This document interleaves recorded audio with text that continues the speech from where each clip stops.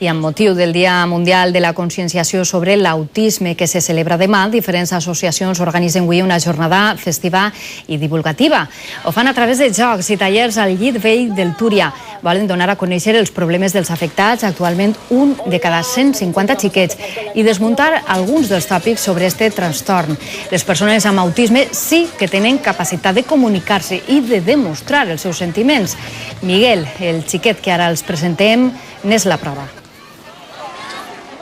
Estos mitos que hay, que hablan de personas encerradas en su mundo, incapaces de aprender, incapaces de comunicar, incapaces de sentir, eso no es el autismo. Imma ho sap perquè el seu fill Miguel no és com diuen els tòpics sobre l'autisme. Cariñosos sí que son, pero quizás sus relaciones son un poco diferentes y hay que enseñarles, ¿no?, a cómo relacionarse con los otros. ¿Cómo estás? Bien, ¿y tú? Bien, gracias. Miguel estudia en esta escola pública de València on tenen esta aula especial de comunicació i llenguatge.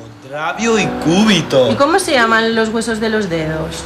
Falange. Muy bien. El diagnóstico llegó muy tarde, porque yo desde el año al pediatra le decía que algo no iba bien, que yo notaba que el niño no era como mi otro hijo mayor, no se comportaba de la misma manera. Peleé mucho, fui a muchos pediatras, a muchos psicólogos y al final, con casi 4 años, diagnosticaron autismo. Però amb ajuda, Miguel ha aconseguit parlar, llegir i millorar en socialització. De fet, en les assignatures de música, plàstica i educació física s'incorpora a l'aula ordinària.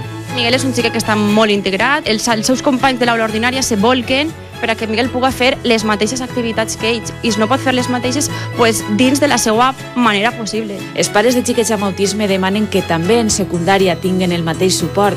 Lluiten perquè se'ls incloga en la societat i per a millorar la seva qualitat de vida.